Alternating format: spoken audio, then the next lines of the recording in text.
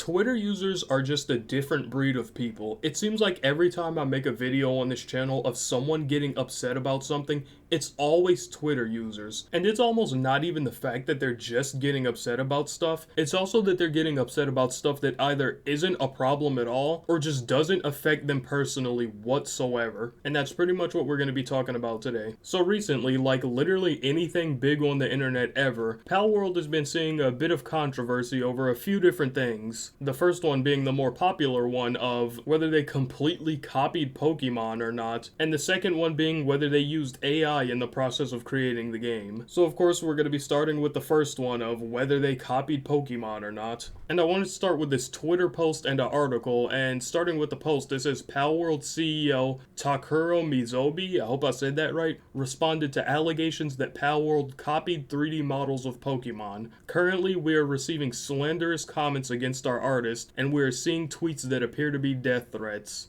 And moving on to the article, it says, amid the explosive launch of PalWorld, its developers have taken to social media to say that they have received death threats. Last week, IGN reported on how PalWorld, aka Pokemon with Guns, had sparked a vociferous debate online about whether it had ripped off Nintendo's famous franchise. Some Pokemon fans say that PalWorld's pals are too similar to Pokemon, with a number of social media posts that place pals next to Pokemon going viral. PalWorld developer Pocket Pair has insisted PalWorld is more akin to survival crafting games such as Ark Survival Evolved and Valheim than Pokemon, but that hasn't stopped people from continuing to hit out at the game. In a new interview published by Automaton, Mizobi addressed the question of potential legal issues surrounding PalWorld's release and its likeness to Pokemon. According to the site, Mizobi said PalWorld cleared legal reviews and insisted there's been no action taken against it by other companies. Mizobi said, "We make our games very seriously, and we have absolutely no intention of infringing upon the intellectual properties of other companies."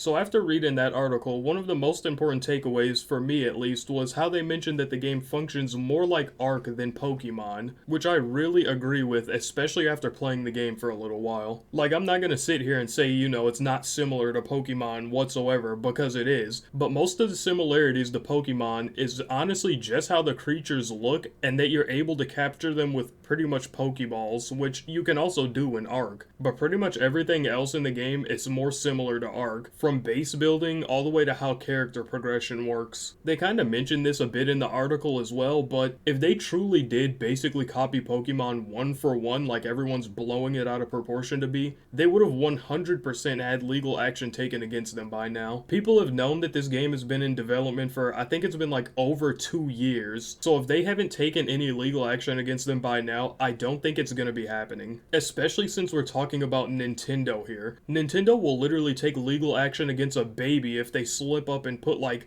Mario or Super Smash music in one of their videos on accident. It also seems like the only people who are genuinely upset that PalWorld took inspiration from Pokemon are Pokemon fans. Pretty much everybody knows that they clearly took some sort of inspiration from Pokemon, but no one's really honestly upset about it. They're like, oh yeah, they took inspiration and did it in a good way. Cool. So I honestly feel like Pokemon fans are kinda just upset that this game pretty much honestly came out of nowhere, completely blew up, and everyone's just calling it the better Pokemon now. Because from what I've seen, for like the last couple years, Pokemon fans have really been getting it kind of bad. From what I've seen, pretty much every Pokemon game that's been releasing has progressively been getting worse and worse. Which also really doesn't make that much sense to me, because if Pokemon fans have been getting shafted for the longest, why would you take your anger out on this new game that's literally just better Pokemon pretty much, rather than taking out your anger on the company that's been constantly screwing you over for the past couple years?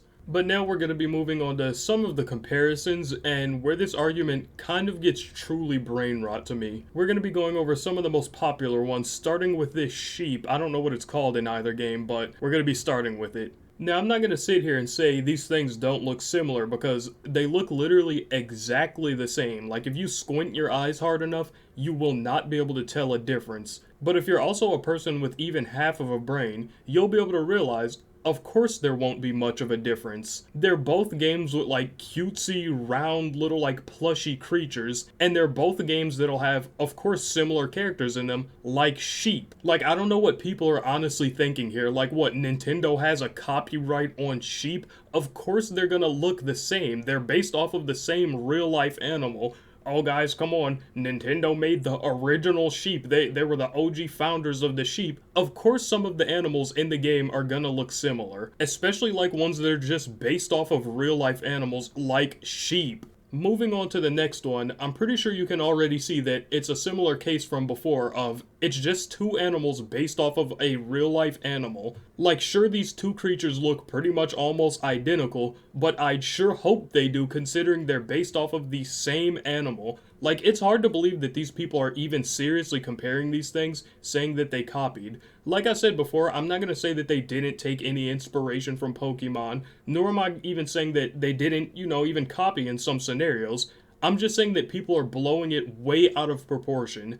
I could probably sit here giving examples of these all day, but I don't want to sit on the topic for too long, so I'm going to give one more example. Now, looking at this picture on screen, you'd almost think the person that uploaded it was literally drunk at the time and had like double or even triple vision. The only thing that these creatures really share in common is their color scheme and like the white fur. That's it. These are literally two completely different creatures. One is standing on like two legs with like super short arms and I don't even know what it looks like. And the other one just is literally like a four-legged, tall, llama-looking creature. These aren't even necessarily remotely similar. Like I said, the only thing that they share is their color. People are just trying to literally find any sort of similarity that they can and say it's a copy from Pokemon. There's no way that this can even potentially be conveyed to be a copy. But that's honestly enough of looking at these brain-dead comparisons that you actually have to be off of like 7 different types of drugs to even see the similarities. Now we're going to be moving into the next main complaint, that the game used AI in the process of creating it. One of the top posts here says that PalWorld's success is proof that despite protestations,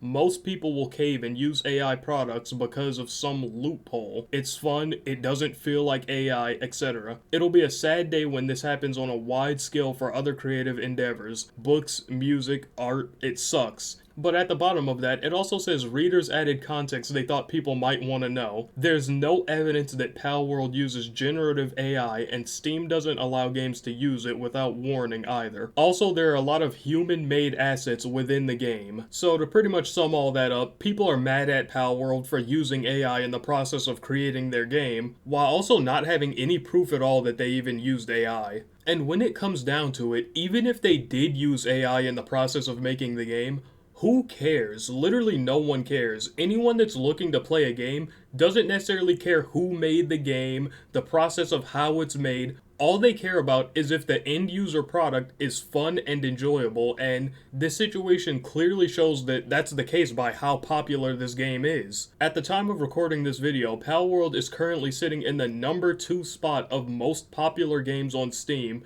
with the peak players of 1.8 million, even beating out Counter-Strike 2. Just a quick side note, this game is way more popular than I thought it was. Like, when it first came out, I knew it was seeing a ton of hype, everybody was playing it, but geez, 1.8 million players peak? Literally yesterday, it was at like 1.3 million. But yeah, moving back to the main topic, like I said, no one really cares how games are made or anything. As long as the game is fun, people are willing to buy and play it. One more thing that just surprises me out of this whole thing is imagine how easy these people's lives have to be for the biggest problem in their life to be how developers are creating their games. This problem is literally so huge in their life that they think it's okay to send death threats to the developers. Like, I could only wish that the biggest issue on my plate right now was whether game developers are using AI or not, or whether they took some inspiration from Pokemon or not. But yeah, when it comes down to it, even with this many people attacking the game and complaining about different things, I'm still having fun with it, and a ton of other people are, so it doesn't really matter what they're attacking the game for, it looks like it's still gonna do good. And the only real concern that I have about this game is I hope that they take a lot of the money and stuff that they made from the sales and really just reinvest it back into the game and making it better, because I've seen so many different cases where games get in like early access, they might get like a couple updates over the course of 1 or 2 years and then just completely stop working on it, and I really hope that this isn't one of those cases. I hope that they do continuously like work on and update this game until we get to a point where it's not in early access, because honestly the worst case scenario that I see right now is they just take this opportunity, clean up on all the money that they made from the game, like I said, maybe push out like 1 or 2 updates and then just abandon it. But I guess here's the hoping that that doesn't happen, and on that, that's pretty much all I have for today's video. Also, if you made it this far, I don't want to make it seem like I'm forcing you to subscribe or nothing, but since all the other YouTubers put the stat on the screen, like 99.8% of you aren't subscribed, I don't want to make it seem like I'm one of the people that just like put that stat on the screen, but I just thought it was pretty funny because obviously like 99.9% of you aren't subscribed because I've like no subscribers. But yeah, if you made it this far, thanks for watching, and I'll catch you guys in the next one.